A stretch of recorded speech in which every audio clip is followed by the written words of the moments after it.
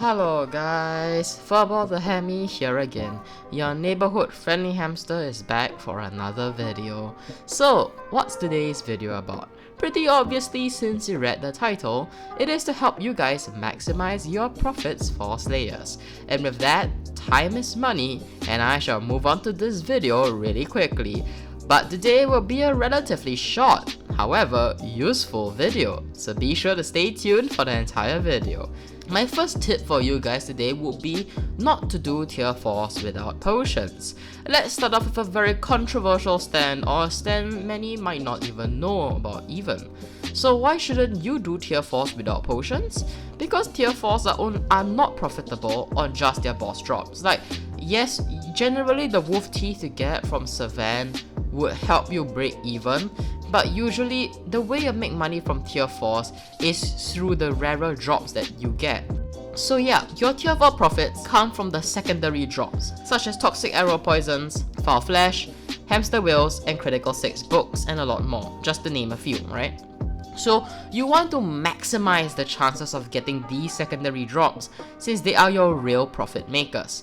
Now, if you grind without your magic find, speed, rabbit, critical, and strength potions, not only will you grind tier 4s a lot slower, which in itself already takes a while to complete even with pots, ranging around 2 to 2.5 minutes average for me, even if I have these god pots to clear a tier 4, right? Without potions, I will take around 3 to 3.5 minutes for me to clear a quest without potions, which in itself is actually very inefficient.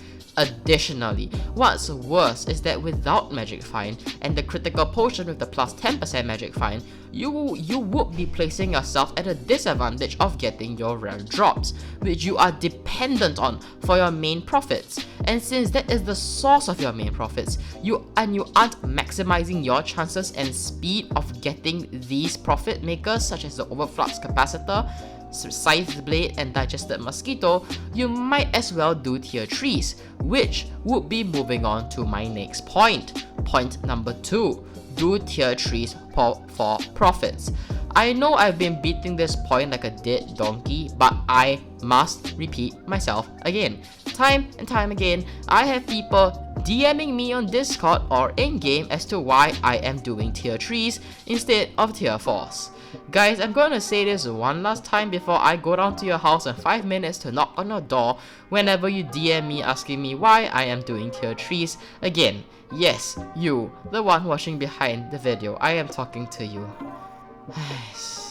Here we go again. It is because, here, I'll give you the explanation once again, so make sure don't DM me once again about why I'm doing tier 3s, Jesus Christ. It is because tier 3s give you the decent base material drops of Tarantula web and wolf teeth so that you can make money purely from just the base drops, except for Revenant flesh. The day when you can actually profit from the Revenant boss would be the day when dungeons actually gets added to Skyblock. Yes, it's never happening if you need me to clarify. So, how will you make money from the base drops? The answer is very simple. So, I made a detailed guide on how to make money from that tier 3 bosses for both Revenant and Tarantula. Link in the description if you guys want to find out how to make money from those tier 3s. So very simply put, the easiest way is to just get your wolf teeth and tarantula web and craft those drops into gold teeth and tarantula silk respectively to sell on the auction house. You can then take this a step further and craft the tarantula silk into tarantula armor to sell, and they do sell. For the people who ask me why the method isn't working, is because this method is only effective when you, number 1, set a base price, for example 500,000 coins for helmets and 700,000 coins for leggings, and for an example for base prices. Second, you must auction multiple pieces. Do not auction one tarantula helmet for 500k base price and expect it to sell. When I do say auction multiple pieces, I mean like auctioning 5 or more pieces at once on the auction, because only 50 to 60% of your auctioned tarantula armor items will actually sell. So you want to make multiple pieces at once and sell them batch by batch. So I still make money from this method, as I tested this literally last week with 1.5 stacks of Tarantula silk crafted into armor. The method still bloody works. So yeah, if you guys are wondering or like DMing me as to why you think it doesn't work, you need to set a base price and make sure that you don't just auction one piece, because if you auction only one armor piece, there is a 50% chance that it might not sell, right? But if you auction like 5 armor pieces, maybe 3 might sell and 2 don't sell. So it could be because of those reasons that maybe you think it doesn't work, right? And for gold teeth, you can take it a step further and sell them in stacks of 16, since apparently 16 is the golden ratio for gold teeth. No pun intended.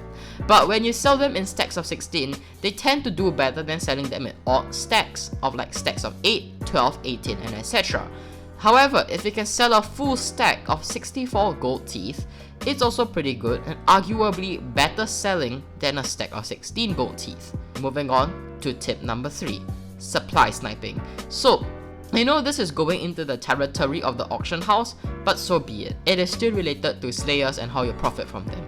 So you guys might now be asking, what is supply sniping? You may ask. Supply sniping essentially means that you look at the auction house before setting the time of when your auction for your items would end.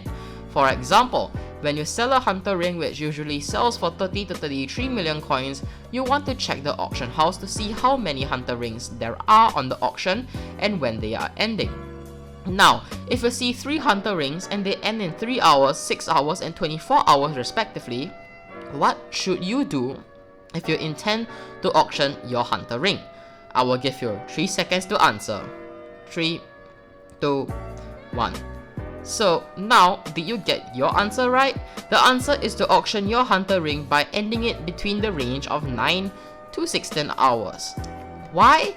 Because when you set your auction to end at let's say 3 hours, ending at the same time as the first hunter ring, and there are 2 people trying to buy a hunter ring and want it in the next 3 hours, thus instead of engaging in a bidding war with the one hunter ring, it ends up with both players ending up bidding 30 to 33 million coins on the 2 hunter rings ending in 3 hours. So neither hunter ring seller gets more money. However, if you followed my advice and sold the hunter ring in the 9 to 16 hour range, and during that time period, 2 or more people want to buy a hunter ring, knowing that the next hunter ring ending in 24 hours is still a long time later, these consumers or buyers will focus on bidding on your hunter ring instead, making it even more likely for a bidding war to occur, and thus you will sell it for more and benefit as a seller or producer. Hence, supply sniping is important as it protects your profits and can potentially increase your profits even further. However, this method has some limitations. This method only applies to rarer items like hunter rings, red claw artifacts, tarantula talismans, pooch swords, and etc. Items where there aren't pages upon pages of such items. Because when there are mass supplies of items such as tarantula armor, for example, when there are 5+ pages of these armor sets at any one point in time, it would be tough and difficult to find the gap between armor sets to pull off supply sniping and to actually make your armor sell for more. And on to my final tip for the day. Tip number 4, get a clicker. This is especially true if you spend most of your time grinding slayers in Hypixel Skyblock. Now, if you wonder why isn't it better to click the materials yourself, since you guys are wondering that you don't need to pay the extra clicking fees you pay someone to click for you, it's actually rather simple to explain why I believe you should get a clicker.